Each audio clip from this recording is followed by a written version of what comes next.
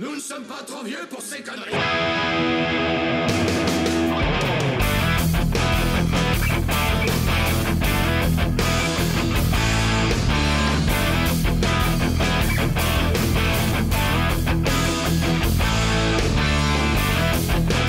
Hello, bienvenue dans cette nouvelle émission, dans ce nouvel opus de Nous ne sommes pas trop vieux pour ces conneries, où j'ai le plaisir et l'honneur de recevoir ce soir Laurent Artaud.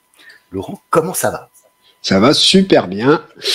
Heureux d'être avec toi ce soir et qu'on puisse échanger sur notre passion commune que sont les comics. Tout à fait.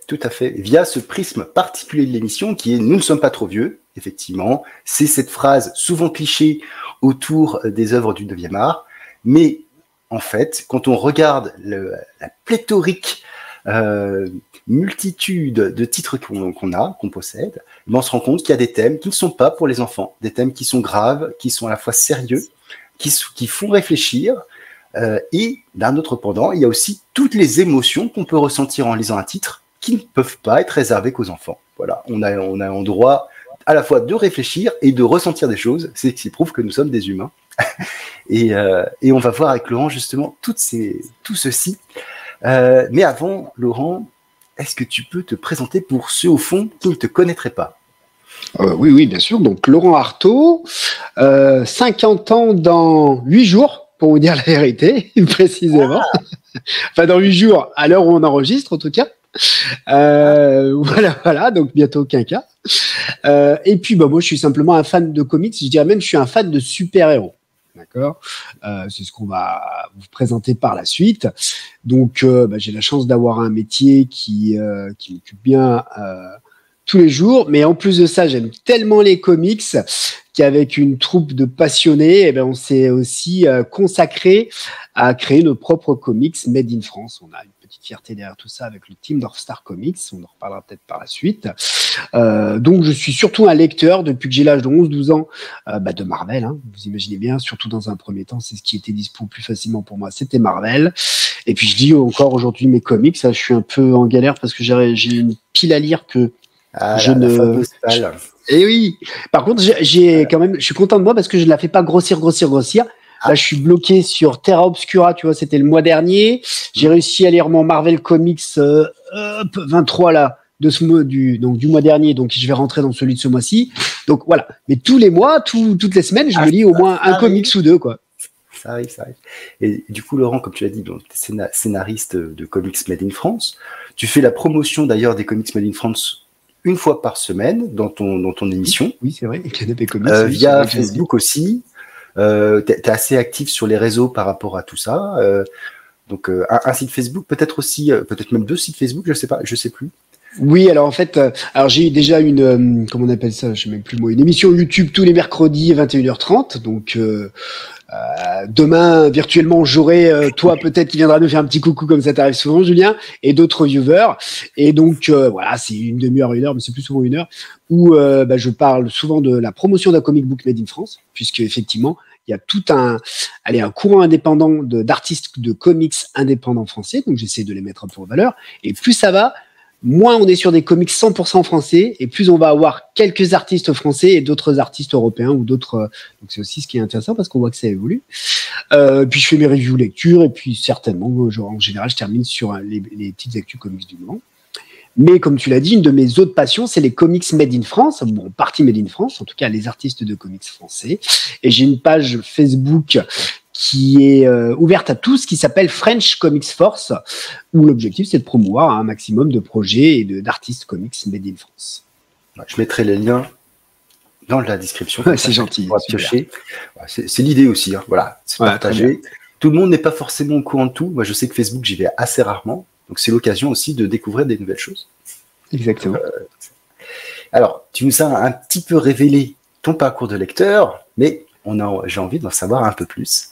Est-ce que tu peux nous raconter un petit peu comment tout ceci t'est arrivé ? Est-ce que tu nous sais qu'à 11 ans, tu lisais du Marvel, mais est-ce qu'avant, tu lisais autre chose, de la BD franco-belge peut-être voilà. Je vais te raconter la petite histoire qui va devenir une longue histoire du coup.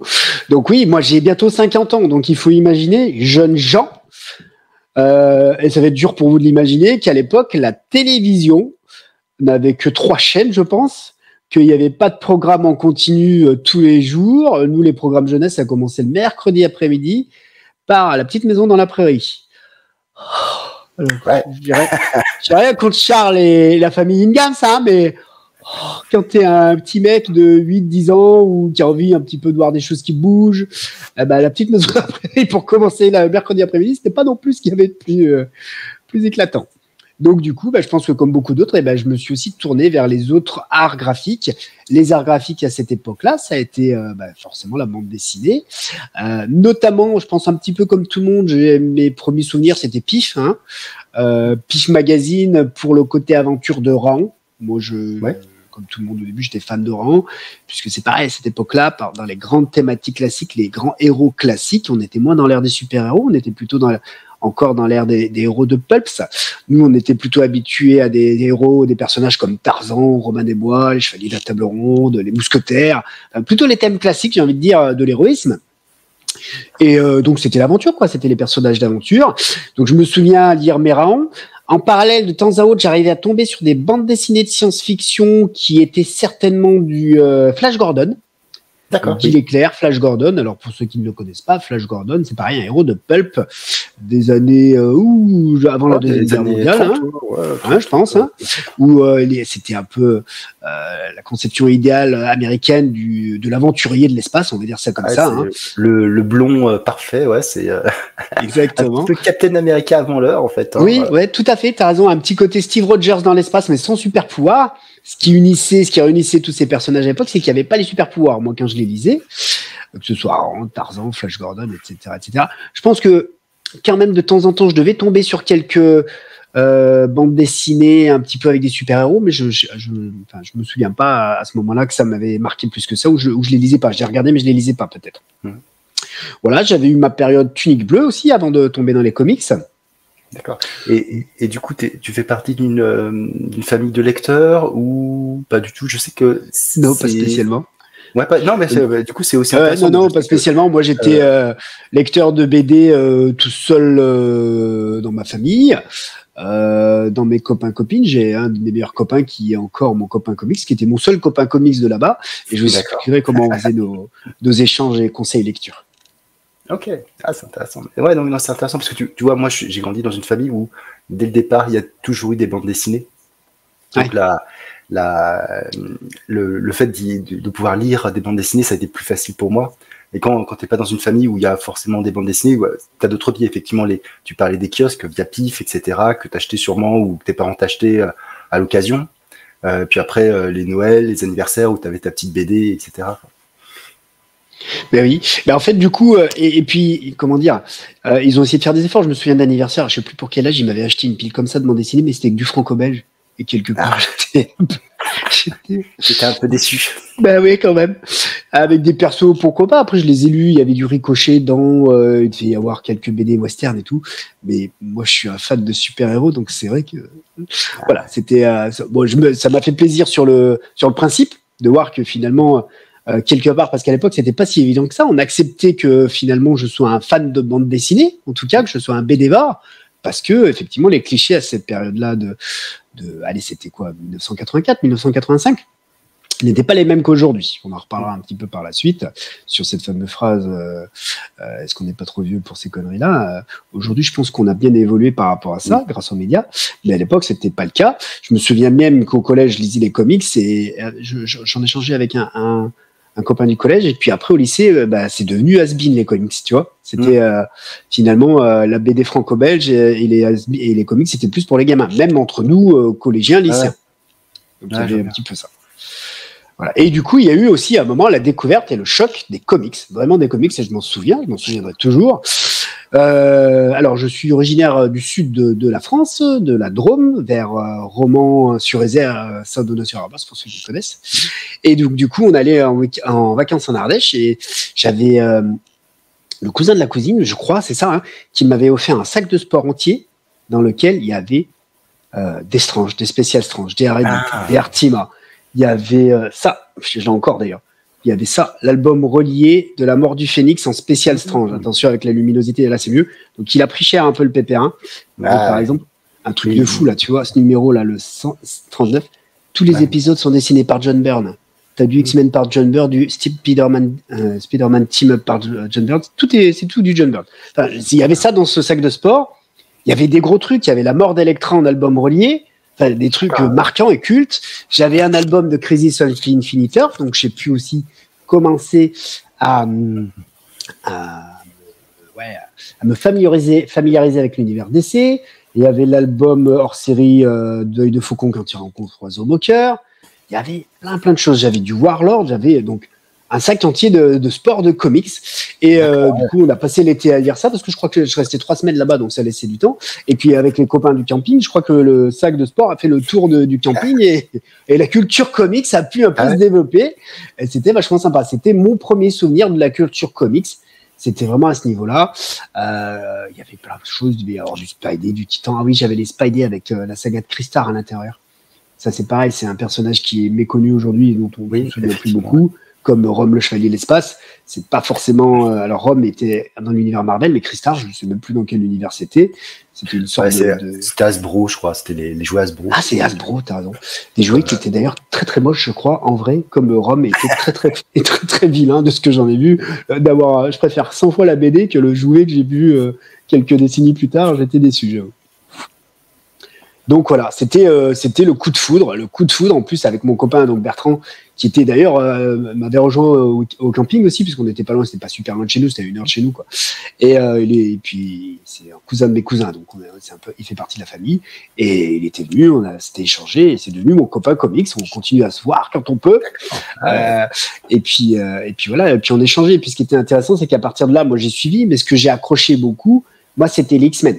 Spécial Strange, les X-Men, c'est encore, tu vois, je l'ai encore regardé, celui-là, j'essaie de le garder précieusement. Il commence à tacher de moisi un peu. Mais voilà, et puis du coup, on pouvait pas tout suivre. Donc une fois que j'ai eu acheté ça, moi je me suis suivi les X-Men, surtout via les albums, les étranges X-Men. Tu sais, les grands albums. Les grands albums, ouais. Je sais pas comment on appelle ça. Les hors-série, c'était les annuals souvent qui étaient édités. Donc j'achetais pas forcément les Special Strange. Moi, je les achetais par la suite en relié, en album relié comme ça. Ça, j'aimais bien, moi. J'allais chez le marchand de journaux. T'avais une pochette en plastique. Je sais pas si tu te souviens, on avait une pochette en plastique souvent dans laquelle t'avais un gros album relié et puis plusieurs albums singles de Strange ou d'autres d'ailleurs. Et moi, j'adorais avoir ça. C'était une bonne manière de recycler les invendus, d'en faire des albums comme ça pour qu'après ils repartent, plutôt que d'éviter le pilon. Et franchement, exactement. Et même à une époque, je me souviens une période après, peut-être pas bien longtemps après, mais on les trouvait sur les aires d'autoroute, ces albums-là aussi. Il y a eu toute une période où on trouvait nos comics en album relié ou pas. Ouais, tout à fait. C'était comme des sortes de pochettes surprises, mais c'était pas surprise, c'était des pochettes comics, on va dire ça comme ça. De cases, et ça valait vachement le coup. Et donc, à l'époque, oui, on pouvait pas tout acheter. Moi, j'achetais pas. Donc, du coup, je lisais surtout Spécial Strange. Je me suis abonné 2 fois de suite à Titan, puisque je pense que après, je suis tombé sur les nouveaux mutants dans Titan avec les Vengeurs de la Côte Ouest. Donc, j'ai fait une première année d'abonnement où j'ai suivi un peu les premiers temps des Vengeurs de la Côte Ouest jusqu'à l'arrivée de John Byrne et quasiment l'histoire de la saga de Vision, Vision Blanc, le White Vision, je sais plus comment elle s'appelle cette saga-là. Donc j'ai eu un trou et quelques années après, je me suis réabonné sur Titan pour Excalibur avec Alan Davis. Donc voilà, quand j'étais ado, on va dire collégien, c'était surtout ça que je suivis. Au lycée, j'ai peut-être décroché un peu, mais dès que je pouvais voir un Strange, un Spécial Strange, je me jetais dessus ou je le gardais. Et puis au lycée, je me suis relancé dessus vraiment comme il faut avec les Special Strange, mais surtout avec Jim Lee. En fait, moi, j'ai pas suivi la période d'X-Men après Alan Davis et entre Alan Davis et Jim Lee, c'est là où Marc Silvestri a émergé et explosé. Et je sais pas, moi, je vois encore les X-Men de Marc Silvestri. Je suis pas fan. Enfin, je vais pas t'expliquer pourquoi. Alors que j'adore son Cyberforce, tout ce qu'il a fait après avec les couleurs modernes. J'adore ce que Marc Silvestri. Et moi, à l'époque, ça me tapait pas dans le. Ça sortait pas de la même manière. Il avait comment dire, par rapport à Jim Lee. Jim Lee est très iconique dans les poses qu'il donne à ses personnages. Moins Silvestri, je trouve. Mais bon, après ça c'est peut-être. Et puis après, j'adore Jim Lee, c'est mon dessinateur préféré du monde entier de l'univers, mais je suis bien d'accord que tous ces personnages se ressemblent. Mais ils sont tous très beaux, très quelque chose. Moi, je sais que Jim Lee, c'était waouh. je pense que j'ai raté ma première année de bac à cause de Jim Lee. Faudra que je vous dise si je le vois un jour.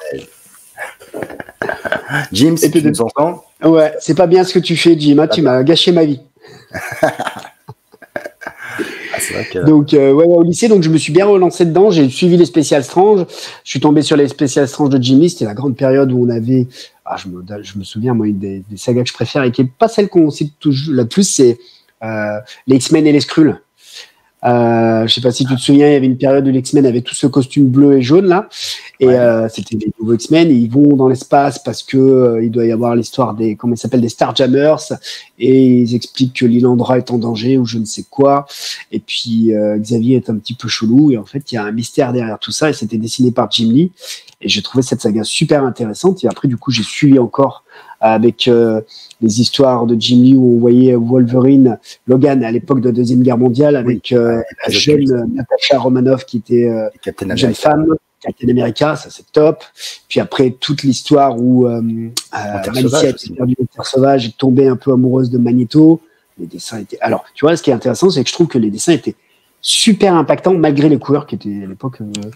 les couleurs, c'était quand même pas top. Hein. Les couleurs, c'était... ouais. Ça aussi. La Lady Mandarin, tu les avais lus, ces épisodes de Lady Mandarin avec Betsy Braddock Quanon, la première apparition quasiment de Betsy Braddock Quanon. Tout ça, c'était un petit peu un moyen de réinventer les X-Men après qu'ils aient passé le seuil du péril. Donc certains avaient changé de personnalité, certains avaient perdu la mémoire, et donc Betsy Braddock était devenue une ninja, quoi, une ninja asiatique. Alors qu'avant, c'était tout simplement une petite bourgeoise anglaise. Je dis pas ça méchamment, hein, mais parce que elle était de noblesse. Elle était de la noblesse avec Braddock, avec son frère, Brian. Tout à fait. Et regarde-moi ça, regarde ces planches. Tu vois, même avec la couleur pas terrible, eh ben, je trouve que c'est quand même super impactant. Et je pense que Silvestri, de ce que j'en ai vu, moi, les couleurs qui lui étaient mises enlevaient du relief à son dessin. Parce qu'en fait, il n'y a pas de raison qu'il se... Mais là, tu vois, même comme ça, je trouve que le relief est super intéressant. Et... Après, peut-être une histoire aussi d'encreur. Je sais pas qui... Peut-être, ouais. C'est peut-être un tout. Regarde là. Regarde-moi ça. Ah, tu vois, là, ils ont bien joué sur les noirs et tout. Là, je suis même plus sûr que ce soit du Jim Lee, du coup. Mais voilà, donc du coup, toute cette période-là était vraiment super bonne. Jim Lee qui explosait. Et puis après ça, Jim Lee. De toute façon, après Jim Lee, les comics ne sont plus jamais les mêmes. Il n'y aura jamais meilleur dessinateur que Jim Lee au monde dans l'univers. Voilà. Et ce, malgré les couleurs qui étaient vraiment, qui forcément aidaient pas. Mais là, c'est du beau boulot. Hein. Regardez, quand je revois ça, quand je remets le nez dedans, je trouve que là, c'est du beau boulot qu'ils avaient fait. Le Wolverine, il est quand même puissant. Il y a eu pire au niveau des couleurs. Oui, tout à fait. Et voilà, c'était une révélation. Et donc, tout ça, c'était dans ma petite Drôme natale, de Petit Dromois, Romans-sur-Isère, etc., etc. Puis sont venues les études sur Grenoble, une plus grande ville, donc dans l'Isère. Et là, le choc des cultures, la découverte, mon Julien, The Discovery, la découverte, qu'est-ce qui s'est passé, d'après toi? Selon toi, qu'est-ce qui s'est passé? Image Comics, t'as dû tomber dessus. Exactement. Et j'ai envie de dire, la découverte même de la culture comics.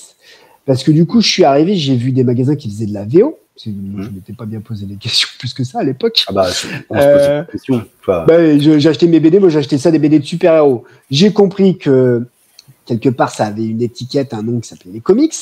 Et effectivement, j'étais tombé sur le magazine Top Card, je sais plus quoi, un magazine de cartes de collection. Et il faisait un dossier spécial Image Comics. Et à l'époque, j'avais pas vu les Image Comics, mais ça me faisait fantasmer de folie. On voyait du Jim Lee sur White Cats, on voyait tout ce qui arrivait, Rob Liefeld sur Youngblood, enfin, toutes ces choses-là. Waouh. Et effectivement, après, je suis devenu accro aux comics VO. Ça s'appelait Excalibur à l'époque. Je crois pas que ce soit le site Excalibur qu'on connaisse, mais il y avait des boutiques Excalibur qui faisaient jeux de rôle et comics, notamment sur Grenoble. Et j'allais acheter parfois des cartes à collectionner aussi, puisque c'était sympa comme tout dans cette culture comics. Et puis j'ai commencé à acheter tout ce que je pouvais un peu en VO d'Image Comics qui me parlaient des super-héros badass dessinés par Jim Lee, Liefeld, Silvestri, etc., etc. Donc finalement, la découverte de l'existence des comics, là où pour moi j'étais gamin, je lisais des BD de super-héros. Tu vois, il y a eu un petit tournant qui s'est fait là. Et puis après, j'ai eu la chance d'aller faire un an d'Erasmus en Espagne. Et du coup, là aussi, bonne pioche, parce qu'en Espagne, à l'époque, en 97-98, ils avaient plein de choses qu'on n'avait pas. J'ai des Malibu Comics en espagnol. Bon, on n'a jamais lu du Malibu Comics en version française. Ouais, Là, c'est une série que j'adore de Marvel. C'est les Héroes de Alquiler, Heroes for Hire, 97-98. Dans la période Heroes Reborn, les Thunderbolts sont arrivés, on les a traduits en France. Il devait y avoir, je ne sais plus quel autre super-héros, et il y avait les Heroes for Hire. Sauf que les Heroes for Hire n'ont jamais été traduits en VF. 19 épisodes. Et moi, j'ai les 4 premiers en espagnol, et après, les autres, je les ai tous chopés en comic shop à Paris. Ok. Ouais, non, c'est et sûr. Puis après, j'ai pas lâché, quoi. Ouais, c'est ça. Une fois que t'es dedans, c'est compliqué. Surtout passer la période lycée, je dirais. Si t'as pas lâché au lycée, t'es sûr que tu vas continuer. Bah après, en plus, tu commences à travailler, à avoir des moyens, tu peux te faire. C'était pas des. En plus, c'est pas comment dire. C'est pas s'acheter des Blu-ray tous les mois, c'est pas s'acheter une télé ou une console. À l'époque, ça reste bon marché entre guillemets. À l'époque, oui, t'achetais ton single issue qui coûtait $3, voilà, c'était raisonnable. Exactement. Maintenant, c'est un peu moins raisonnable. Mais bon. Maintenant, quand tu achètes 2 albums, t'as mal aux fesses quand même, il faut dire la vérité. On est d'accord. Voilà.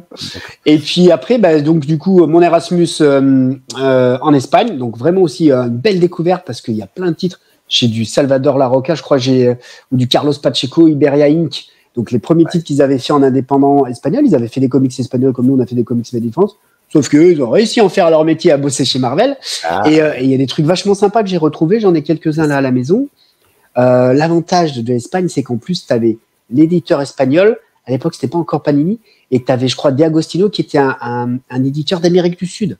Donc, du coup, il y avait une grosse offre, un gros catalogue de comics espagnols auxquels on avait accès, qui était vachement sympa.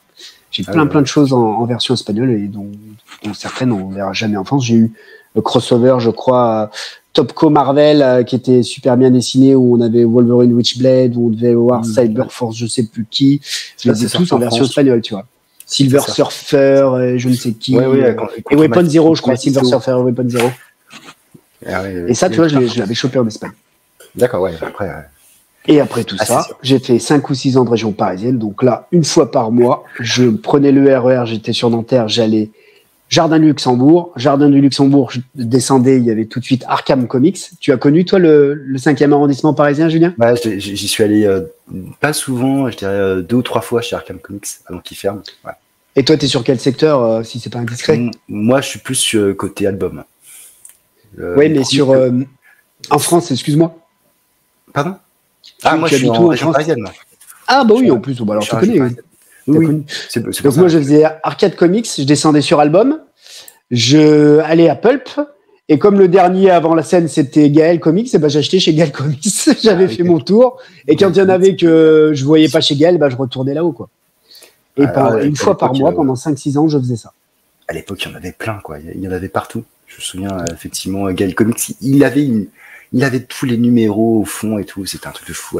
Il avait les occasions, et il avait les nouveautés. C'était bien ça. Et du coup, c'était un peu le quartier des comics à l'époque pour moi, le 5e. Et j'avais mon parcours de comics. Je montais en haut de la montagne Sainte-Geneviève avec quasiment au niveau du Panthéon, pour ceux qui ne connaissent pas forcément où le Jardin du Luxembourg. Après, Jardin du Panthéon, au Panthéon, vous descendiez. Vous arriviez, vous aviez la Sorbonne sur la gauche et la droite. En bas, vous aviez Album Comics. En face, Pulp. C'est un peu plus loin, vous aviez Gaël Comics. Et quand vous avez déjà fait tout ça, ça allait mieux. Ouais, c'est ça. Une fois que tu as fait tout ça, t'as déjà vu pas mal de choses. Moi, je sais qu'il y a un autre, j'ai oublié le nom, qui était un tout petit peu plus loin, vraiment perdu.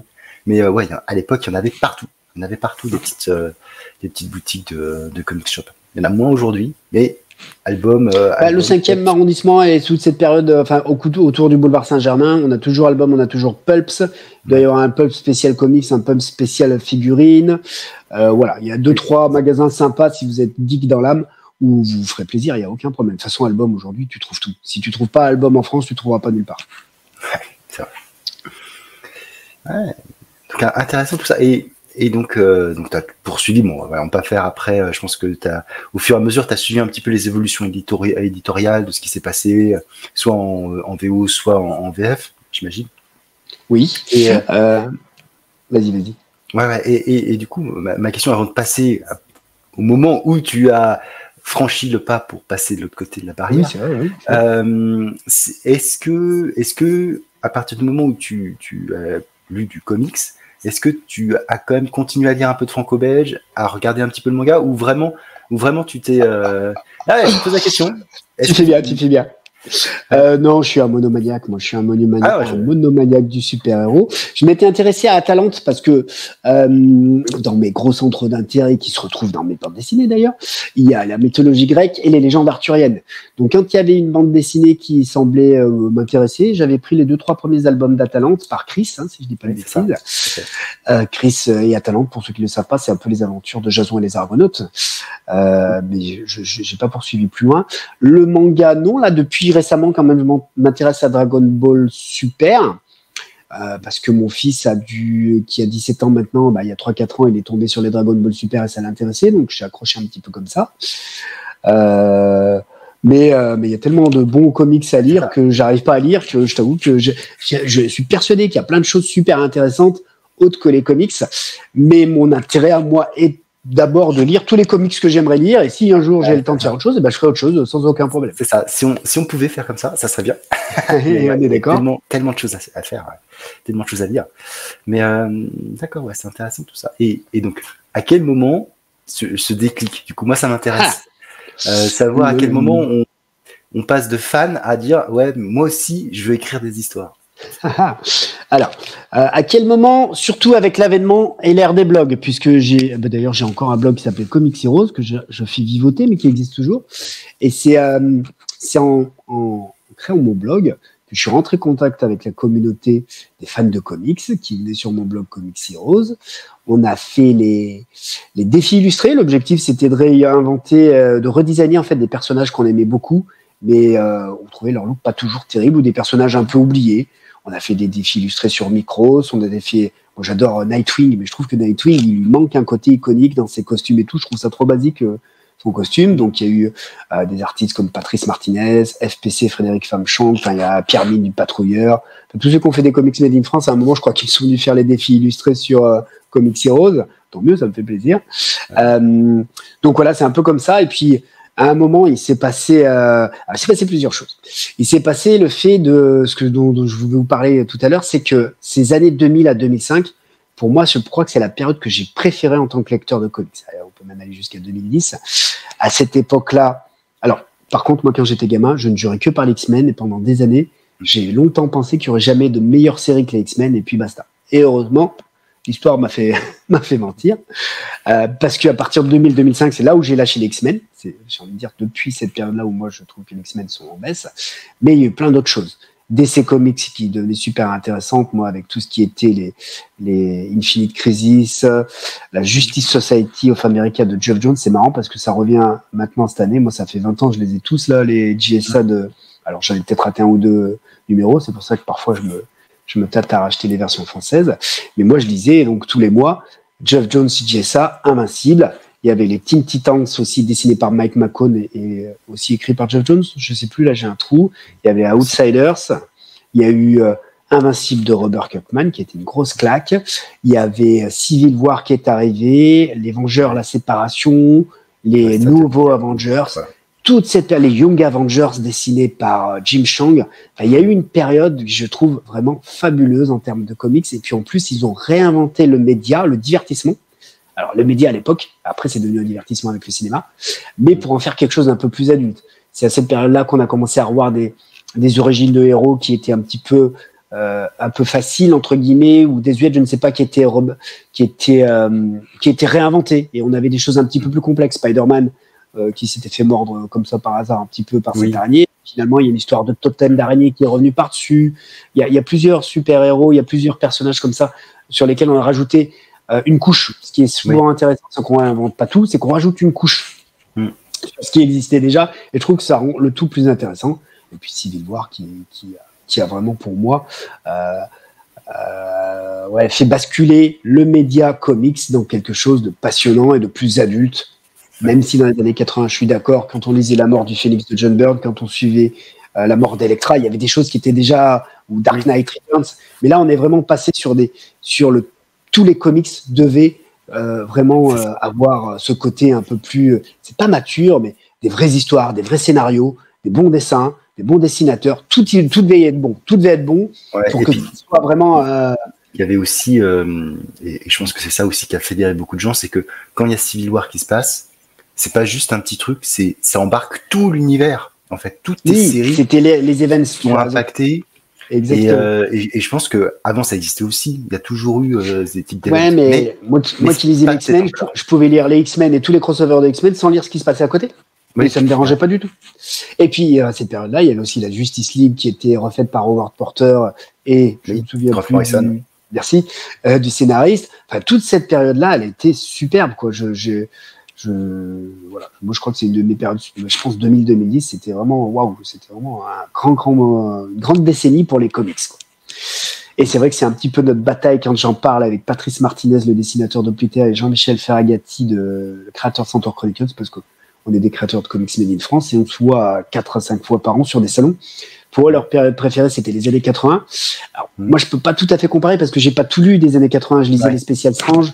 Eux, ils restent sur les John Byrne, sur les George Perez qui faisaient les Crisis on Infinite Earth et Teen Titans. Et moi, je les ai pas lus, les Teen Titans. Donc, je trouve ça intéressant, mais je crois que comparativement parlant et quantitativement parlant, les années 2000-2010 avaient encore plus de meilleures choses à tous les niveaux. Après, il y a aussi le moment où tu le lis, quoi. C'est-à-dire que quand tu le lis pour la première fois, quand c'est en direct, je dirais. Quand tu lis en direct, ça a toujours un impact plus fort que quand tu le relis après.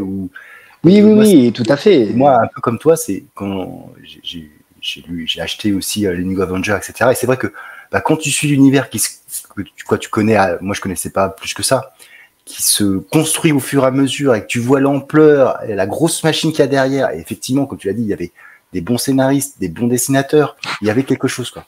Donc, même si dans les années 80 c'était très bon, tu l'as pas vécu au moment où, donc tu peux, avec le recul, apprécier ce qui s'est passé, mais je pense que l'impact n'est pas le même, quoi, tu vois.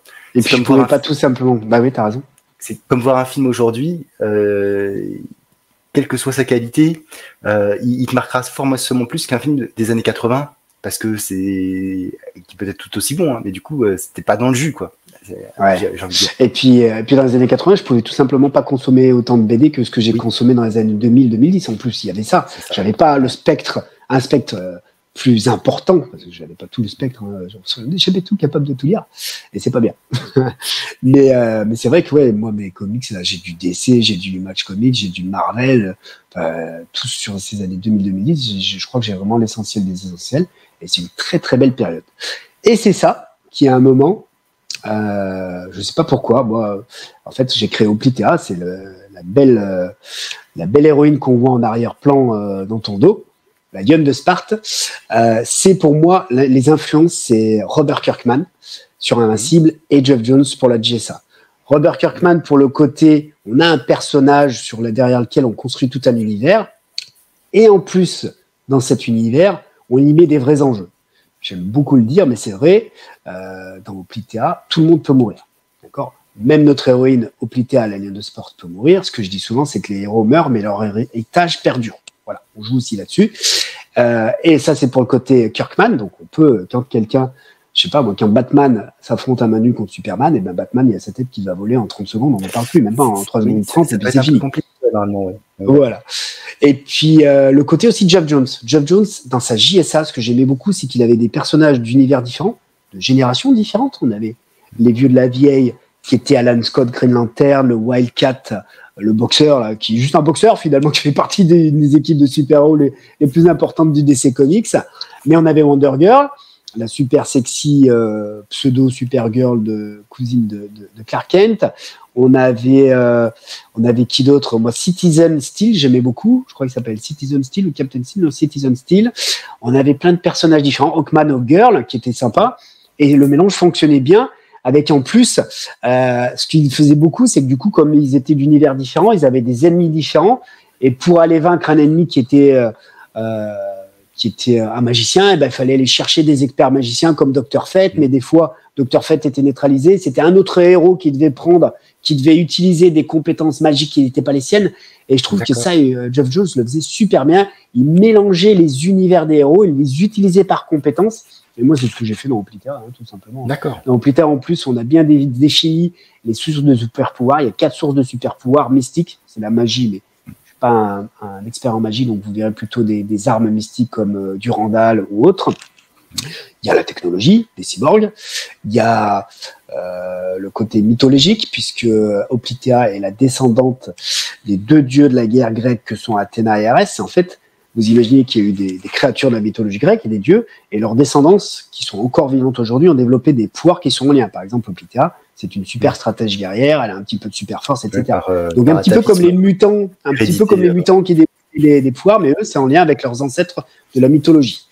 Qu'est-ce qu'on a d'autre comme origine que j'ai oublié, que je connaissais? Il y avait 4 origines. Enfin, tout ce qui est humain et technologie, mystique, mythologique, et qu'est-ce que j'oublie? Je ne sais plus. Ça ne me revient pas du tout. Ça me reviendra tout à l'heure. Donc, on avait défini quelles étaient les sources de pouvoir, justement, parce qu'on va tirer tout ça. D'accord. Qui est capable de... Enfin, quelqu'un qui fait de la technologie, c'est pas un mystique, entre guillemets, donc il faut aller chercher quelqu'un qui est spécialisé en mystique pour combattre la grande menace, comme les Winter dans le deuxième album, etc. etc. Ok. C'est intéressant toute cette construction que tu racontes, et la manière dont tu t'es inspiré, effectivement, des auteurs, des trucs, tout en je dirais aussi, allant plus loin que le Big Two, qui lui va rester sur un statu quo qui doit pas bouger. Du coup, toi tu dis voilà, si l'héroïne doit mourir parce que l'histoire dit qu'elle doit mourir, c'est comme ça, c'est l'histoire. Et il y aura quelqu'un qui prendra sa relève et l'héritage se poursuivra, etc. Exactement. Du coup, c'est un peu ce qu'on reproche beaucoup aux comics, d'être un peu frileux sur certaines choses. Voilà, notamment chez Marvel. Hein. Chez DC, toi, tu étais plus en disant quoi, que la notion d'héritage existait quand même un petit peu plus chez DC. Ah, mais ouais, moi je trouve que la grande différence entre Marvel et DC, c'est surtout que DC sait faire le passage de flambeau. Marvel n'y arrive pas. Chez DC, on peut avoir 3 flashs dans la même aventure, ça ne nous dérangera pas du tout. On a des fois des 3 flashs en même temps, on a plusieurs Green Lantern, aucun problème là-dessus. Dans la période dont je te parlais, 2000-2010, il y a eu un moment où Captain America est devenu US Soldier. Et donc le Captain America, c'était Bucky. Oui. Comment il s'appelait quand il était... C'était US Soldier Oh non, je pense qu'il s'appelait juste Commandant Rogers, un truc comme ça. Ah ouais, d'accord, alors Commandant Rogers peut-être. Et du coup, je trouvais ça vachement intéressant. En plus, comme il l'avait amené, c'était intéressant et logique que Bucky puisse prendre la suite, que Steve soit simplement le directeur du Shield, parce que je crois que c'était au moment où il était donc il était moins Captain America parce qu'il était directeur du Shield et c'était lui le chef de la communauté super-héroïque. Et ça fonctionnait. Mais ils sont revenus en arrière parce que le cinéma, etc., MCU. Mais finalement, l'histoire leur a donné raison. Et aujourd'hui, voilà, les histoires sont toujours intéressantes. Mais DC est capable de le faire. Enfin, j'ai toujours rêvé de voir les enfants des X-Men. Moi. Ça fait 50 ans que les X-Men, ils ont 40 ans. C'est ça. C'est les New Mutants qui étaient l'équipe qui devait devenir les X-Men, qui sont jamais devenus les X-Men parce que les autres sont non. Et regarde, DC le fait. Superman a un fils, ça fonctionne super bien. Damian Wayne est un très bon Robin. On a beau dire ce qu'on veut, Damian est génial. L'héritage existe.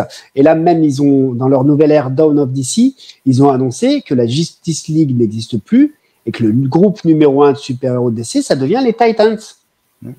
Alors j'avoue que je suis fan de Justice League, donc ça m'embête que le Justice League disparaisse, mais j'ai jamais lu ça. Les Titans, c'était toujours les Teen Titans où c'était le numéro 2. Ouais, là, le fait qu'ils deviennent le groupe principal, j'ai envie de lire ça. D'accord. Ah, non, c'est sûr. Et du coup, Laurent, alors, petite question, est-ce qu'un jour, quelqu'un qui rentre chez toi, qui voit ta collection, qui voit que tu écris des comics, dit mais Laurent, t'es pas un peu trop vieux là quand même, tu veux pas écrire un livre plutôt? Ah, ou non, putain, les livres, non, ouais, pas. Déjà, je lis pas. Oui, je pense qu'à une certaine période, ça aurait été le cas. Mais aujourd'hui, on a quand même depuis 2005, 2006, non? C'était quand les premiers films Iron Man de Marvel Comics? Ouais, c'était il y a... oui, c'est ça. Ouais, c'était même, ou même 2010. Et ben en fait, il y a eu toute cette ère-là. Marvel est arrivé, le MCU, et il faut dire, alors là, c'est un peu en baisse, on a bien compris. Mais pendant une décennie, le divertissement numéro 1, ce sont devenus les super-héros et les comics. Tout à fait. Donc, et puis même nous, ça nous a aidé pour Oplytea, puisqu'au Oplytea, on prend des grands archétypes on met plein de personnages dans Oplytea. On n'explique pas à chaque fois leurs origines, mais comme le public maintenant est habitué aux super-héros, eh ben, il y a plein de choses qu'on n'a pas besoin. Ça nous facilite la tâche parce qu'il y a plein de choses qu'on n'a pas besoin de réexpliquer. Il y a toute une culture qui existe déjà et c'est beaucoup plus facile. Donc aujourd'hui, non, moi on me demande, alors Laurent, t'as arrêté Hopita, mais t'es sur quoi? Tu fais quoi maintenant? Moi c'est plutôt ça qu'on me demande. D'accord. Après, je te dis pas qu'à une époque, on m'aurait pas dit, c'est des trucs de gamin, qu'est-ce que tu fais, pourquoi tu fais ça? Mais ma bataille a commencé quand j'étais à la fac en Espagne en Erasmus. Là, je me suis bien assumé et mes copains après me demandaient des comics et tout. Voilà, on était dans nos bandes de l'avantage. Partez en Erasmus, jeunes gens. Suivez-moi, regardez-moi. Partez en Erasmus. Vous avez vu le film L'Auberge espagnole? Chez moi, c'était en mieux. C'était pareil. Et c'est vrai, mes copains, c'était des Italiens, des Autrichiens. On avait une copine taïwanaise. Enfin, c'était le monde entier, l'Europe qui se retrouvait là-bas. On avait des Américaines, on avait plein de copains. Et du coup, j'ai commencé, moi, à promouvoir la culture comics à partir de ce moment-là. Et j'avais pas de complexe, parce qu'à un moment, parfois, quand t'es jeune, je me souviens peut-être des complexes d'acheter des comics et tout, mais moi, à partir de cette période-là, je me suis assumé complètement et ça a été quoi. Maintenant, ça a passé. Moi, on me demande pas forcément ce que t'es trop vieux pour lire ces conneries, c'est mais t'en as combien là? Pourquoi tu les gardes tous? C'est que tu vas jamais les lire. Tu vois, c'est plus ça, moi. Mais, ça prend pas beaucoup de place, un peu tout ça? Un peu quand même, ouais, un peu quand même. mais j'ai commencé à les faire. Pas les faire taire, parce que c'est pas ça, mais pas à leur donner raison, le contraire, à les faire mentir, voilà, pardon. Avec le premier confinement, on a tous été à un moment bloqué. Moi, les 15 jours du premier confinement, je me suis relu Heroes for Hire, je me suis relu Dynamo 5 d'Image Comics, je me suis relu mes New Warriors de Special Strange. Enfin, il y a plein de trucs, ça faisait longtemps que j'avais envie de les relire. Poum!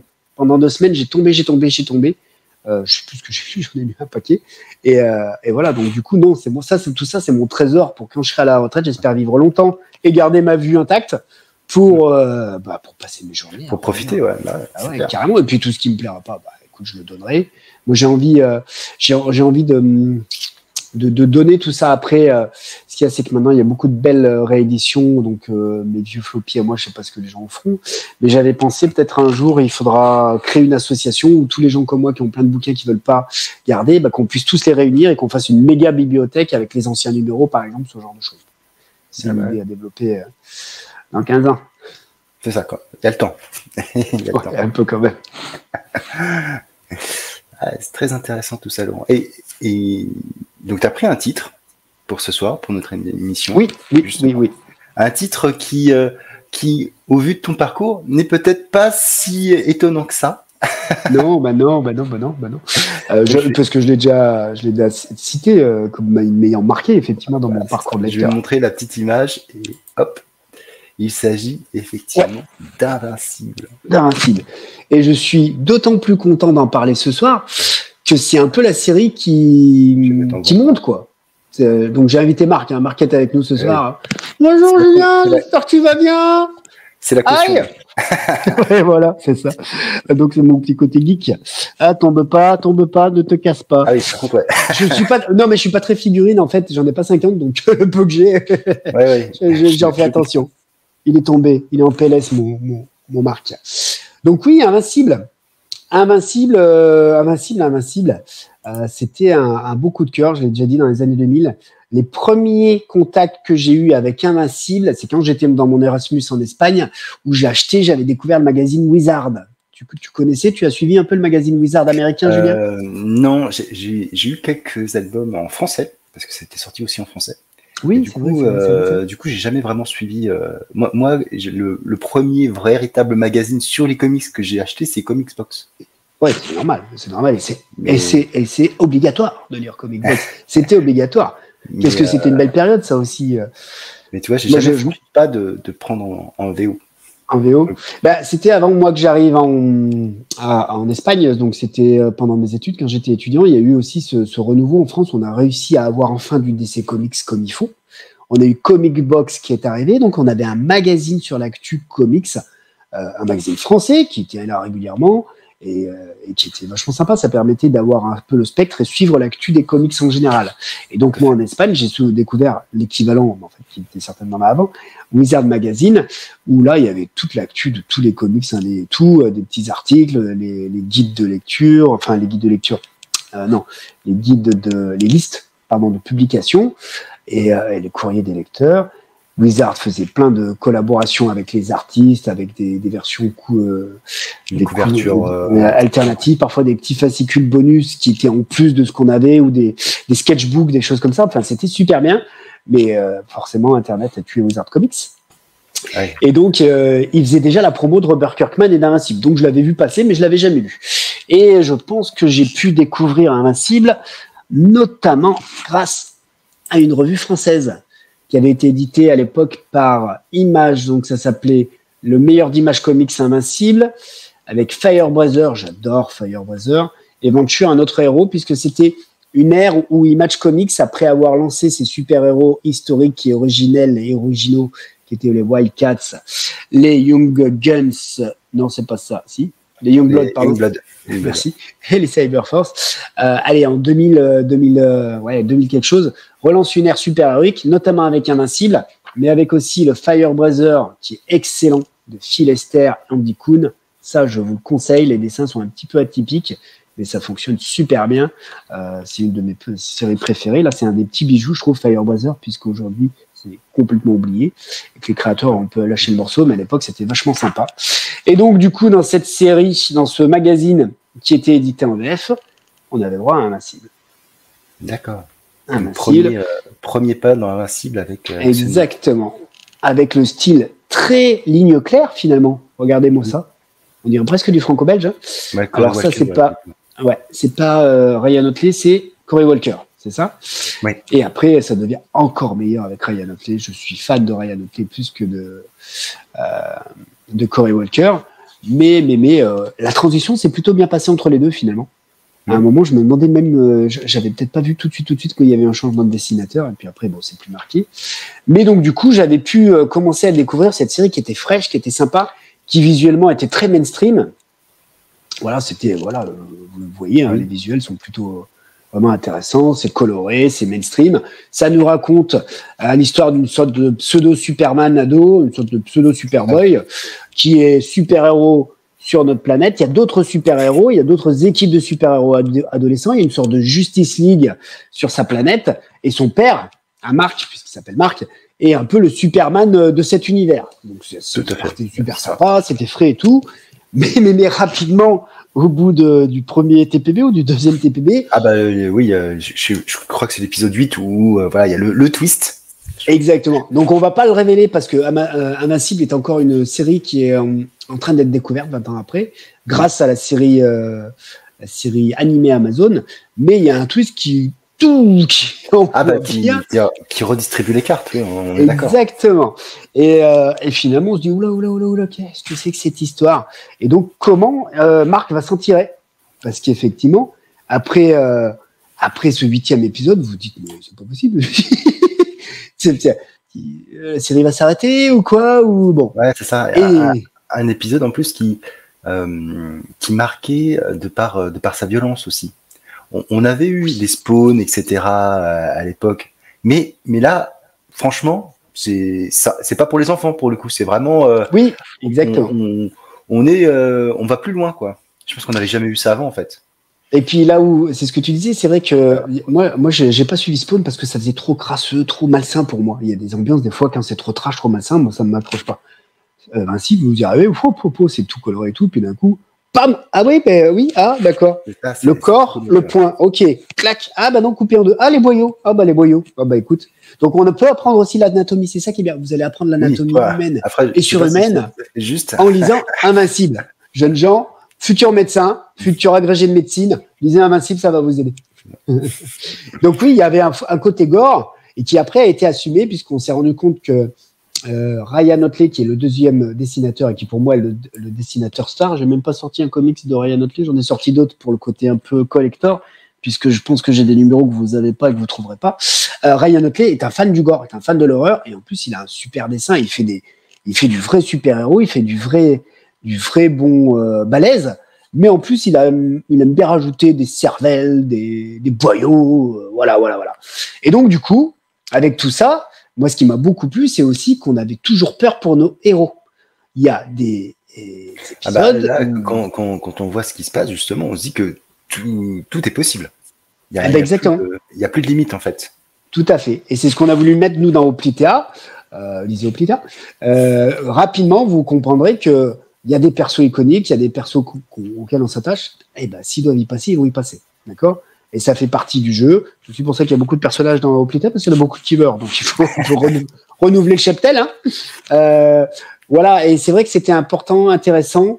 Ce que j'aime beaucoup aussi dans la narration, j'aurais dû vraiment sortir un de mes VO, j'ai pas été bon sur ce coup-là, d'Invincible, c'est qu'on est dans une narration où on n'a pas de bulle de pensée. Tout se fait par dialogue ou par le visuel. Pareil, on a fait la même chose dans Hoplita. C'est pas toujours facile, hein, parce que du coup, ça fait que parfois, il faut envoyer du dialogue dans les idées. Explicite dans les dialogues, du coup. Exactement. Ouais. Mais c'est un style narratif que j'aime beaucoup. Finalement, on est proche du cinéma. Parce qu'il n'y a pas les bulles de pensée qui vont vous expliquer. Alors, il y a un peu comment on appelle ça, là, les cadres, les encadrés qui vous permettent de dire c'est à tel lieu, telle planète ou telle heure. Et ça, dans les films, ça arrive aussi, quand on a des indications, le Pentagone, je sais pas, à 23h30. Le Pentagone. Exactement. Après, tu reviens sur le Pentagone, 3h du matin, président maintenu. Donc, oui, on s'est attaché, nous, finalement, ce qu'on a voulu faire avec Hoplita, et Patrice Martinez, le dessinateur, et comme moi, un fan. Alors lui, il faudra que tu l'interviewes aussi dans Nous ne sommes pas trop vieux pour ces conneries, parce que Patrice lit de tout.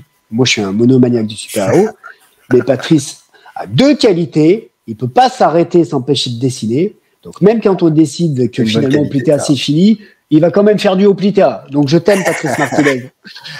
Et sa deuxième qualité, c'est qu'il lit de tout en grande quantité, des comics, des mangas, de la BD franco-belge.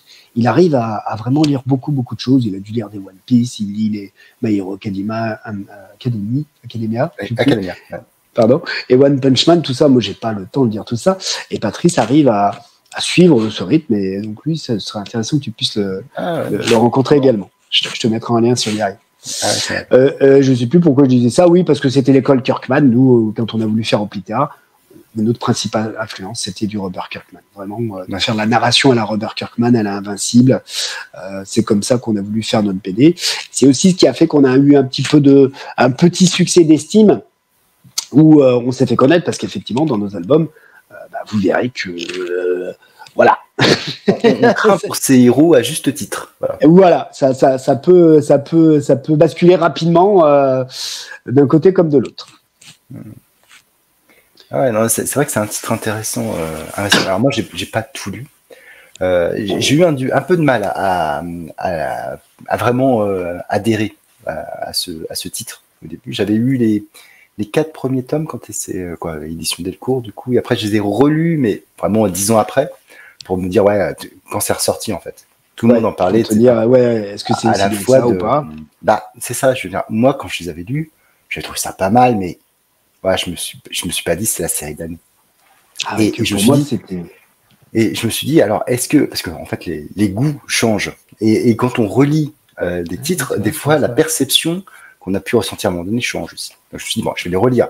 C'est vrai que j'apprécie ma lecture, mais je me suis dit est-ce que c'est vraiment ça qui m'intéresse ou pas? Alors j'ai lu jusqu'à la 3e ou 4e intégrale, je vais dire, donc ça doit être. Je suis arrivé quand il a son demi. Je vais pas dire quoi, son demi. Ouais, c'est bien, c'est vachement intéressant. Ça aussi, ça renouvelle pas mal le chose. Et ce qui est intéressant aussi dans Invincible, c'est qu'on a une série complète. Oui. Vous avez seulement une décennie de comics à lire. C'est pas la mort. Ouais, c'est 144 épisodes. Au final, c'est vrai que c'est pas énorme. Là, ça va être collecté en 12 intégrales. Exactement. C'est pas un truc. C'est faisable. Il y a eu quelques coups de mou, puisque je pense qu'à un moment, Robert Kirkman ne connaissait pas le succès. Parce que moi, je me souviens quand j'allais chez Gaël Comics, normalement, j'étais censé avoir Invincible tous les mois, mais des fois, ils n'arrivaient pas à les sortir tous les mois. Ils avaient du retard, ou je sais pas s'ils arrivaient à tout simplement. Il y a eu beaucoup de retard. Les auteurs. Niveau Ryan, parfois, il y avait quelques floppies que j'avais pas tous les mois, quoi. Donc, j'ai continué à lire.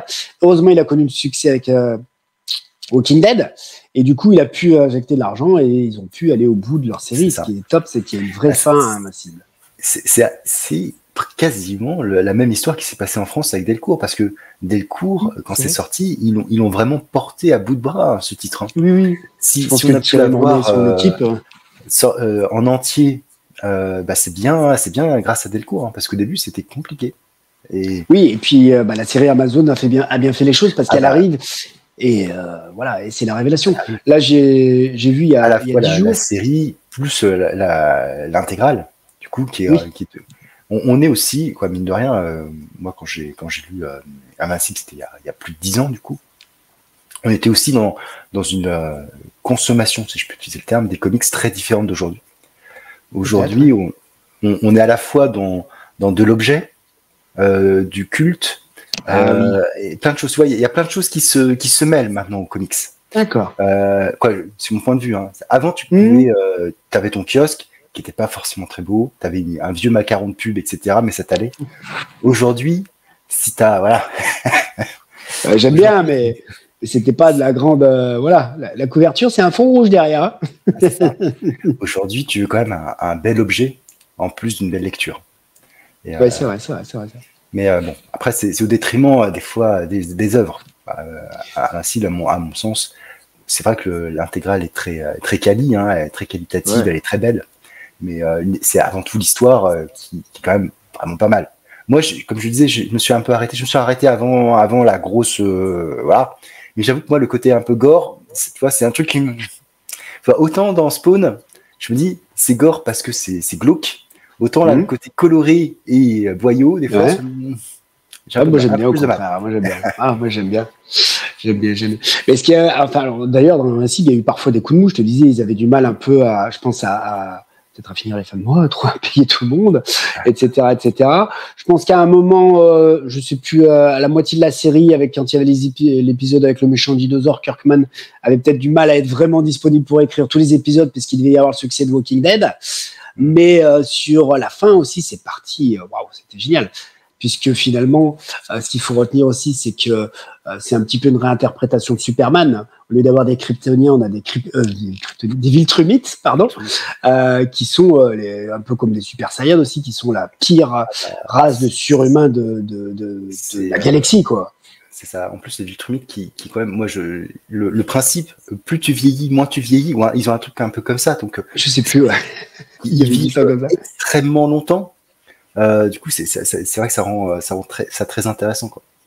Il y avait les Viltrumites qui étaient impressionnants, alors qu'il y a eu toute la guerre des Viltrumites. Là, ça y va. Vous allez voir des cadavres, des têtes de voyous, il y en a un peu partout. Attention, âme sensible, s'abstenir. Exactement. Et aussi, ce qui était intéressant dans Invincible, moi, ce que j'ai beaucoup aimé, c'était toute l'armée des super personnages secondaires. Ça, c'est top. Quand il est avec comment s'appelle, la Team Force, je sais même plus comment il s'appelle, leur premier groupe de super-héros avec Atom Eve. Voilà, il y avait Rexplode qui était une tête de nœud un peu finie, qui était le chéri d'Atom Eve, puis après son ex. Il y avait aussi la relation de Mark avec sa première chérie Amber. Et puis après, avec une autre, vous suivrez. Tout ça, c'était sympa. Il y avait Cecil Stedman, le chef des opérations secrètes surhumaines, qui est un coup gentil, un coup parfois borderline. On se demande vraiment si à un moment ou un autre, ça va pas. Un peu comme Nick Fury, hein. C'est mais un peu plus vénère parfois. En tout cas, la relation entre Mark et lui, à un moment, était très très tendue et ça aurait pu aller très loin. Pareil avec Robot, qui est un des super-héros après des Gardiens du Globe, qui devient au début qui est un peu le leader et l'intello d'une bande de super-héros ados. Après, ça devient le mastermind de la plus grande équipe de super-héros de l'univers d'Invincible, les Gardiens du Globe. Et quand on a un peu toute cette intelligence, tout ce pouvoir qui s'accumule, est-ce que parfois on dérive pas un peu, etc. Puis, tout ça, c'était vraiment bien traité. Et puis les personnages sont pas ou tout blanc ou tout noir, quoi. On a même les pires des salauds, souvent on a un petit peu de quelque chose qui nous est mis sous la dent pour nous dire ouais, mais voilà, on pourrait être attaché parfois à certains vilains, et c'est aussi ce qui fait la force d'Invincible. Même les Viltrumites, quelque part, non, en fait, non, les Viltrumites, on ne peut pas les porter. Frag et tout ça, c'est quand même un peu dur, hein. Voilà. Carrément. Mais je me souviens, moi, avec les autres auteurs comics made in France, donc avec Patrice Martinez, avec Guy Gentil de VHB à Metz et de Zone 57, Bertrand Kefterian, etc. À chaque fois qu'on se voyait, on suivait à fond Invincible, et quand il y a eu la fin et tout, t'as lu la fin, machin, alors qu'est-ce que t'en as pensé et tout. Parce que c'est ça aussi qui est intéressant, c'est qu'on a une vraie fin à la saga d'Invincible. Voilà. voilà, ça va venir bientôt. Là, je crois que l'année prochaine, la fin de la série sera enfin dévoilée en VF. Exactement, le 2e numéro sortira l'année prochaine. Et puis c'était beaucoup de moments what the fuck quoi. Combien de fois on a cru qu'il allait mourir, il pourrait mourir hein, d'ailleurs Marc dans les épisodes, les villes trumites, les guerres, on croyait toujours que on avait atteint le sommet, mais il y a toujours quelque chose en plus qui fait qu'il y a un nouveau rebondissement. Et c'est vrai qu'ils étaient très forts pour les coups de théâtre et les rebondissements. C'est un peu la marque de fabrique de Kirkman sur cette série-là. Et pourtant, ça a tenu, tu dis, 144 épisodes, c'est ça? Ouais, 144 épisodes. Ouais. C'est énorme hein, pour faire tenir le hype mal, hein. autant de temps. C'est quand même énorme. Ah, aujourd'hui, une série qui dépasse les 100 déjà, c'est quelque chose. Hein. Oui, et puis en plus en indé, ouais. On n'a plus tant que ça.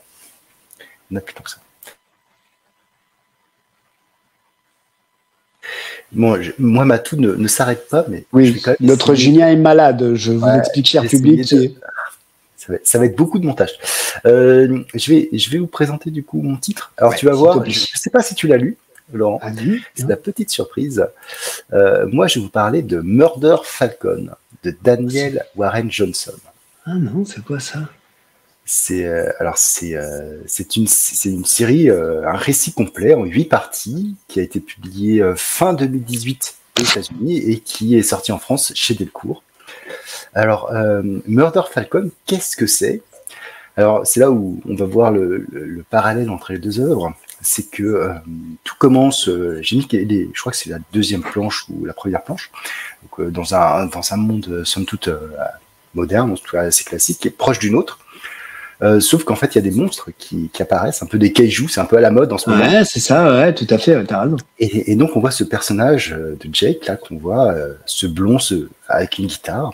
Et donc, il va sortir une guitare, il va jouer, et en fait, il va jouer du métal, et c'est le métal qui va alimenter en force le personnage qu'on voit ici, en fond, là, le Murder Falcon, donc cette espèce de faucon anthropomorphe avec un bras métallique, qui va défoncer les kaijus en se servant de la musique. Et voilà. Alors, on peut se dire, ouais, c'est quand même un peu grand spectacle, qu'est-ce que c'est que ce truc? Et en fait, Daniel Warren Johnson, outre des planches très dynamiques et somme toute, alors c'est pas aussi sanguinolent qu'Invincible, mais ça reste quand même, il y a quelques monstres qui sont embrochés, il faut dire ce qu'il est. On se dit, ouais, ça va être sous cet aspect un petit peu mainstream. Derrière, quand on creuse un petit peu, eh ben, on se rend compte qu'il y a autre chose, que peut-être qu'il y a des secrets, peut-être qu'il y a des relations entre les personnages qui sont plus complexes qu'il n'y paraît. Parce que Jake, quand on le voit, il n'a pas l'air d'être très bien. Alors pourquoi? Est-ce que c'est parce que son groupe de rock, Bruticus, il a abandonné? Parce que sa copine, il lui est arrivé quelque chose? On ne sait pas très bien où l'auteur veut nous amener.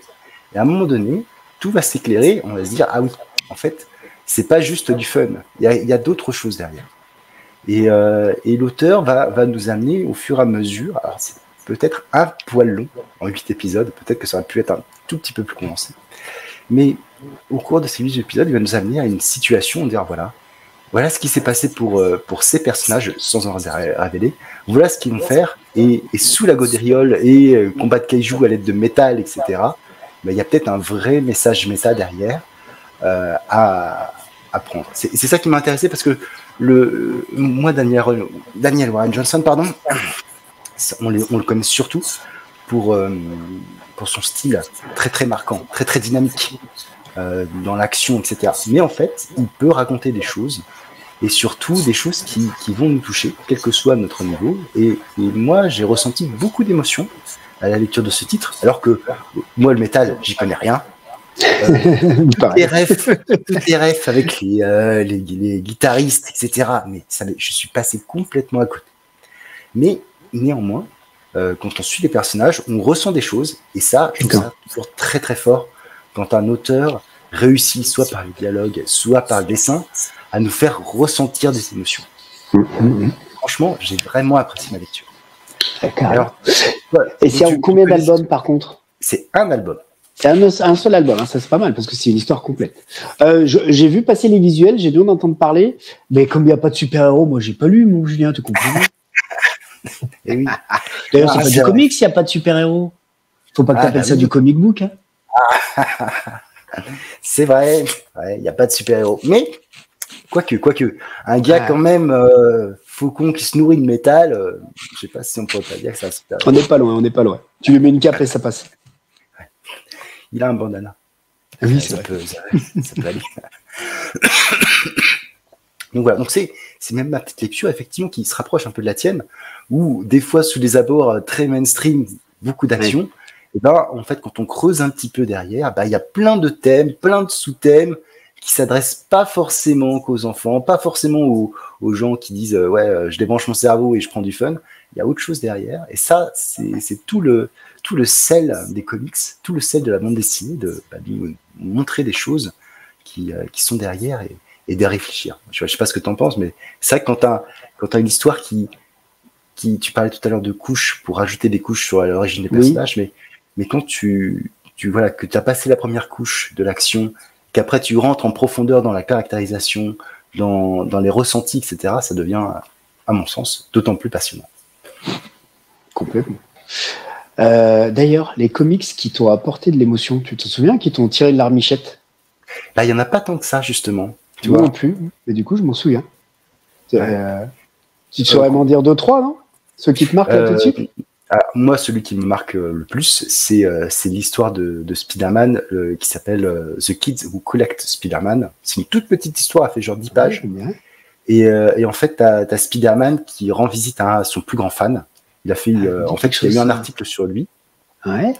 Et en fait, il dit voilà, cet enfant qui est le plus grand fan de Spider-Man voudrait le voir. Et donc, Peter, un jour, va le voir. Et ils ont une discussion. Et voilà. Et franchement, c'est un enfant qui rien d'en parler là. Je vois ça. Mais c'est un enfant en fin de vie ou quelque chose comme ça, non? Je peux pas le révéler. Ne révèle pas. Ok. Mais, Ok. Et, non, autant tu vois sur des mangas, je suis beaucoup plus sensible. D'accord. Et le manga, ça marche à 100%. Il y a un truc qui se passe, j'ai les larmes, etc. Autant comics, c'est plus difficile, je trouve. Alors, je sais pas à quoi c'est dû, mais voilà, tu vois. Moi, je sais que sur les comics, il y a souvent le côté waouh. Il y a le côté. C'est quoi? J'ai lu encore dernièrement, je me suis dit waouh, j'y avais pas pensé. Là, dans le dernier Spider-Man de Marvel Comics, c'est notre Peter Parker qui se trouve dans une situation un petit peu, même le date et son petit flirt avec Black Cat. Il sort avec Black Cat, le Peter Parker, mais c'est pas possible. C'est pas la première fois. Mais moi je trouve ça génial. Et puis dans ce qui va se passer là-dessus, pareil, j'ai fait waouh. J'ai souvent le côté waouh. Par contre, la larmichette, ça m'est arrivé rarement. Je crois que quand j'ai lu la fin d'Onslaught où tous les super-héros se sacrifiaient pour mettre fin à Onslaught, ça m'avait fait quelque chose. Un grand moment d'émotion, c'était la fin de Flashpoint quand Bruce Wayne lit la lettre de son père qui lui a envoyé de son père d'une autre dimension. J'avais trouvé ça génial. Là, un petit peu dans le même... ça m'a surpris, je m'y attendais pas du tout. Cette année, ça me l'a fait avec la fin de Deceased. Dans Deceased de Number 3, la fin de Deceased m'a aussi, pareil, assez ému. Il y a le côté peut-être père-fils qui joue pas mal vu que j'ai 50 ans et que j'ai un gamin de 17 ans maintenant. Donc, peut-être que ça résonne mieux pour certaines personnes. Et ça m'a aussi fait un petit quelque chose, j'avoue que, waouh. Batman Beyond, Batman White Knight, par contre, aussi... avait été vachement bien sur le côté un peu émotion. Donc c'est pareil, il peut y avoir plusieurs émotions. Moi souvent c'est pas tout à fait de l'émotion, c'est le côté waouh qui joue souvent dans les comics parce qu'ils ont eu une idée et ça d'un coup ça tombe et tu t'y attends pas et je trouve ça vachement bien. Le côté émotion avec la larmichette, c'est plus rare, mais moi je l'ai vécu à plusieurs reprises. Alors sur Invincible, j'arrive pas à me souvenir si ça me l'a fait. J'imagine que alors je peux pas révéler le nom de l'arc, mais l'arc qui commence par un R et qui finit par un T. Dans Invincible ? Ouais. Ou je me souviens pas des noms d'arc. Ah d'accord. C'était au début, à la fin, c'était. Attends, je le mets dans le chat privé comme ça. Ah ouais, super. Bougez pas. Tac. Alors, fais voir. Je le vois. Tac. Ah, écoute, ça aurait pu, mais je m'en souviens pas plus que ça. Ah ouais. Et toi, en plus, toi, t'as lu les X-Men. Il y a quand même pas mal de moments comme ça dans les X-Men où justement, quoi. Moi, je me souviens, Dieu crée, l'homme détruit. Où c'est quand même, au début, on n'est pas bien, quoi. Quand on voit les premières pages, moi, j'étais pas bien. Ah non, mais d'ailleurs, quand je l'ai lu, c'était même différent visuellement. Les dessins étaient différents du mainstream que je lisais. Et c'est vrai que c'était un peu compliqué. Mais c'est pas un de ceux que j'ai lu tout de suite, moi. Ouais. Moi, celui qui m'avait bien surpris dans ce genre-là, c'était ça. C'était la mort de Jean, la mort de Phoenix. Oui. Ouais, je sais plus quelle émotion ça m'avait suscité à l'époque. J'avais 11 ans, 12 ans. Mais en tout cas, en termes de surprise, ouais, c'était quelque chose, quoi. C'était, Ouais. il y avait ça, il y avait la mort d'Electra. Waouh, c'était quand même quelque chose. Ouais, Hein. C'est ce que je disais tout à l'heure. Quand tu lis en direct, quand tu le découvres, l'impact est forcément plus fort. Moi, j'ai lu aussi ces histoires avec Electra et Jean, mais de fait, je savais déjà un petit peu ce qu'allait se passer. Oui, quand t'es spoilé, c'est pas pareil, hein, on est d'accord. Hein. C'est pas bien les spoils, ne spoilez pas les gens. Ça, faut éviter le plus possible parce que après, on n'a plus de surprise. Et je pense que on fait ça pour essayer de full spoiler. Mais ouais. Mais en tout cas, c'est intéressant ta question parce que oui, je me suis fait la remarque dernièrement justement qu'il y avait pas tant de ça que. Alors peut-être parce que je lis pas les bons comics entre guillemets, ceux qui peuvent vraiment susciter des émotions, etc. Mais il y en a, ouais. Telos, j'avais lu aussi, c'était pas mal Telos. Je sais pas si Telos de Mike Virengo. Ouais. Sur la fin, c'est quand d'accord. Mais je pense que j'ai peut-être pas lu la fin. Ah oui. Je sais pas si j'ai lu la fin. J'ai des albums VF de Telos, mais je me souviens pas. Ouais. Il y en a 3, 4, je sais plus. Non, peut-être, ouais. Mais il y avait une fin particulière. Ah oui, moi la fin. Alors tu vois, j'ai dû louper la fin. Mais bon, après, Telos, je sais pas si c'est encore disponible ça. Il faudrait que ce soit réédité, mais je sais même plus chez qui c'était sorti. Telos, c'était même pas du Image Comics, si. Je sais même pas chez qui c'était. Sorti chez Delcourt. Ouais. Déjà en kiosque, puis chez Delcourt en collecté intégrale. Mais je sais pas s'ils l'ont ressorti. Et l'éditeur US, c'était Image. Je sais pas qui c'était. Je me demande quand même. Mais quand je vois tous ces BD, tous ces comics, là, c'est vrai que parfois il y a des beaux moments d'émotion. Et puis il y a souvent des moments de waouh, quoi. Moi, c'est le côté feuilletonesque. Moi qui lisais pas du tout Spider-Man, là je m'y suis mis avec le magazine Marvel Comics qui existe depuis 2 ans maintenant, puisque Marvel Comics c'est du soft cover déjà. C'est 16 € pour à chaque fois 7 à 8 épisodes dans lesquels il y a le All-Star des séries Marvel, des persos Marvel. Vous avez du Spider-Man, des Avengers, du Iron Man, du Thor. J'en oublie un peu. Et moi, je suis très Avengers et Thor. Moi, c'est mes séries préférées depuis un bon moment. Et du coup, je me suis mis à lire Spider-Man, où j'avais jamais été attiré plus que ça par Spider-Man. Et j'avoue que j'aime. C'est effectivement, c'est ce que ça va. Il y a un côté waouh, épique. Alors, même si je trouve que le côté épique tend quand même un peu à être un peu moins perceptible maintenant. On est plus dans des histoires où l'épique, justement, la grandeur des fois des héros est pas forcément toujours là. Mais ouais, c'est ça. Le côté épique, waouh, c'est vrai que c'est un truc qui ressort quand. Et du coup, il y a un débat qui est en train. Enfin, un débat. Je sais pas si on peut dire un débat, mais il y a une thématique ou disons un débat qui est en train de sortir en ce moment, c'est que peut-être que c'est plus intéressant de lire des rééditions que de lire les nouveautés. Comment tu te positionnes, toi, par rapport à ça, Julien ? Moi, je fais les deux. C'est bien. Mais c'est vrai qu'on parlait tout à l'heure, tu parlais tout à l'heure des années 2000-2010, où franchement, il y avait, tu disais, tout ce qui sortait était bon, quasiment. J'ai peut-être un petit peu caricaturé. De Civil War jusqu'à Siege, même après Siege, ça s'est enchaîné, mais de folie, quoi. Aujourd'hui, en tout cas, moi, je suis lecteur Marvel principalement. C'est vrai qu'il y a moins d'effets waouh, moins d'effets de séries où tu dis franchement, là, les Avengers, c'est top. J'attends voir la nouvelle série Avengers là qui va sortir. Moi, j'ai beaucoup aimé la fin du run de Jason Aaron, là, les guerres multiverselles, la Avengers Omega. J'ai trouvé qu'il y avait de l'épique, du vrai épique. Ouais. Même si, alors j'ai beaucoup aimé le début de son run, et entre les deux, c'était un peu, enfin, ça n'a pas toujours été top, le run de Jason Aaron. Ouais, mais ça, j'ai lu jusqu'au bout. Du coup, moi, je me suis arrêté à War of the Realms. Ah ouais, bah, War of the Realms, c'était génial. Enfin, moi, j'ai adoré la War of the Realms. Je me suis éclaté sur la guerre des royaumes. Mais après, j'ai pas suivi. Donc, je pourrais pas dire. Je sais. D'accord. Et ben, par contre, tu vois, moi, je continue pour l'instant à être agréablement surpris de toujours lire les nouveautés.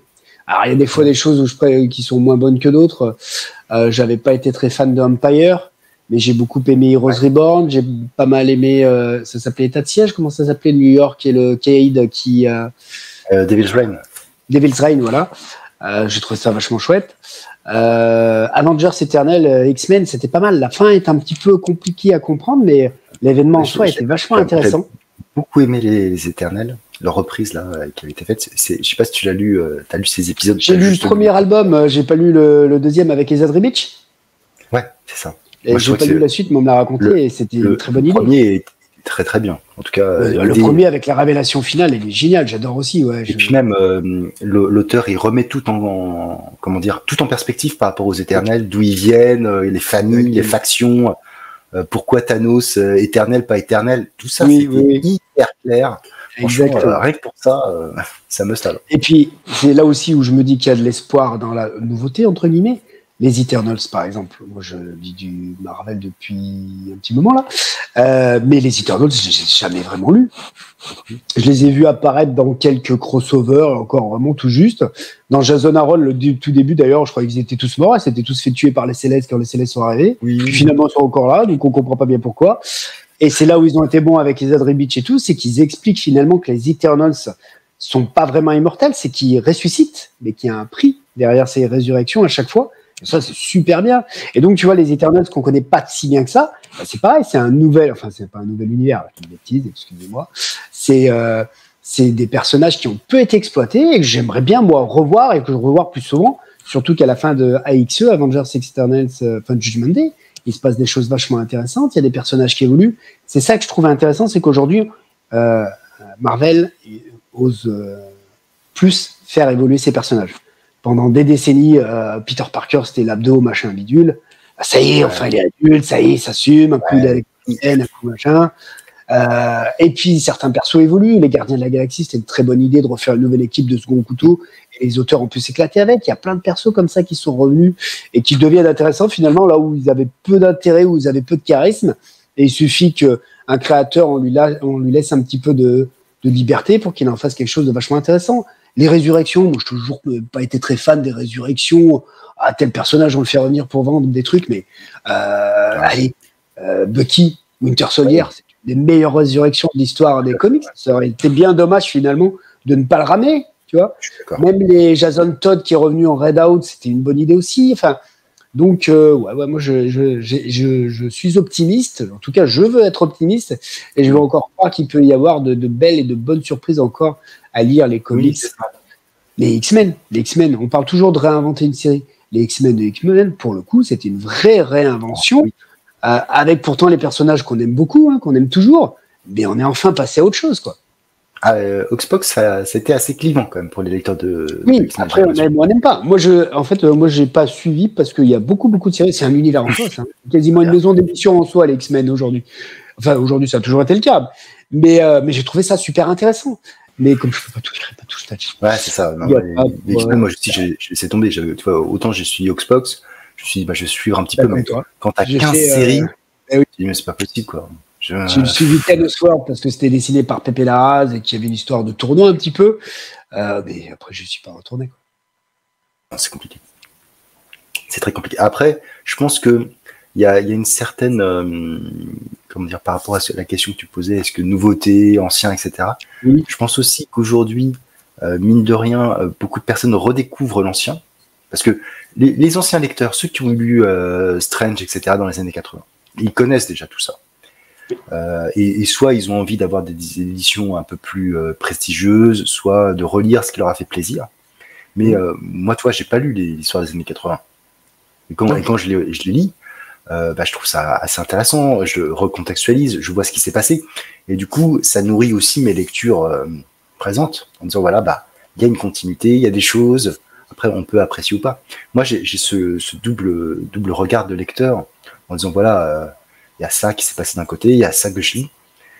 Là où peut-être des personnes plus récentes dans le comics vont peut-être se dire où est-ce qu'est les qualités, qu'est-ce qui est considéré comme culte aujourd'hui. Ouais. Et les cultes, c'est du coup ce qui est passé, forcément. Des récits aujourd'hui cultes, c'est un peu plus compliqué. Au final, tu vois, et puis je pense qu'il y a aussi beaucoup de déception par rapport à certains auteurs. Je pense notamment à Chip Zdarsky quand il est arrivé sur Batman. Tout le monde a dit ouais, ça va être génial, ça va être génial. Beaucoup de gens sont revenus suite à son premier run, à son deuxième run, donc à son deuxième arc, pardon. Donc bon, après c'est ça aussi. On a l'impression que il y a une espèce de, en tout cas moi c'est comme ça que je le ressens, de mise en avant des auteurs sans qu'ils aient vraiment fait leur preuve. Enfin, c'est un nom, ça va être génial. Ah ouais, tout de suite. On s'enflamme fort sur des nouveaux, enfin entre guillemets, des nouveaux créateurs qui auraient fait quelques preuves. C'est ça. C'est vrai qu'il peut y avoir ça. Alors que finalement ceux qui sont passés, ils ont mérité. Ils sont dans l'histoire, donc tu peux dire ouais, j'ai pas de risque. C'est peut-être aussi une absence de prise de risque. Dire, voilà, ce qui existait avant, finalement, ça a été lu, reconnu, approuvé.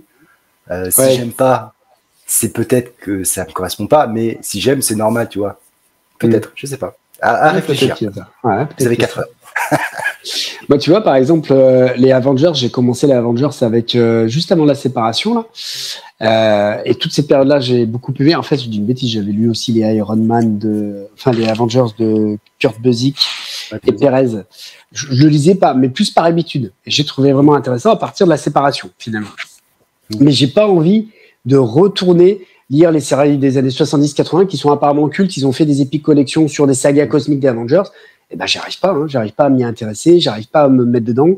Même si on me l'offrait, je sais pas si j'aurais le courage de lire en intégralité un bouquin comme ça, où on a Korvac, les Kree, les Skrull, tout ça. J'avoue que j'ai du mal. Je pense que j'aurais du mal. Je préfère m'éclater sur ce que je connais actuellement et continuer à lire finalement là où j'ai mes références. Voilà.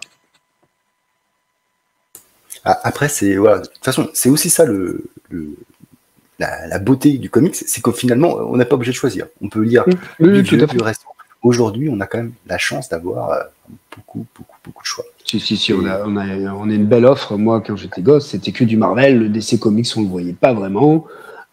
Voilà, ou alors il fallait aider à Reddit et on savait pas trop comment, dans quel ordre les lire parfois. Et puis une période où il y avait plus du tout de DC Comics de toute façon. Et voilà, aujourd'hui, on a un peu de tout, même les indés. C'est vrai que il y a une belle offre. Après, c'est la question du succès. Là, aujourd'hui, on est en train de dire un peu partout que les comics ne se vendent pas, que les bandes dessinées sont en train de se casser la figure, que les mangas prennent le pas sur tout. Après, moi, ce qui compte, c'est qu'on puisse tous avoir une offre et qu'on puisse en profiter. Moi, je trouve que l'avantage de la BD, c'est qu'il n'y a pas de limite et il n'y a pas de frontière à part l'imagination, quel que soit le style de BD. C'est ça qui est magique, quoi. Tout à fait. Et puis après, il y a toujours eu plus de lecteurs en franco-belge que tout le reste.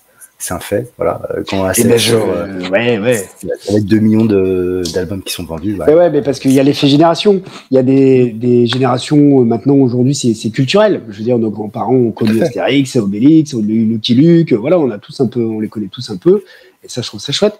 Mais c'est vrai que c'est un beau succès. Moi, j'espère que les comics vont encore longtemps continuer à vivre, que nous, on pourra encore lire nos comics. Parce que comme j'ai l'habitude, moi, de voyager en Europe et d'aller souvent en Espagne, par exemple, je compare avec l'offre des comics espagnols.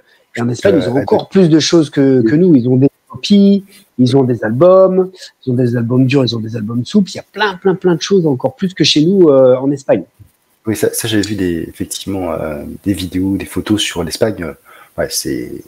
Après, c'est comme partout, c'est l'offre et la demande. Hein. S'il y a plus de lecteurs là-bas de comics, forcément l'offre. Je sais pas vraiment s'il y en a énormément plus.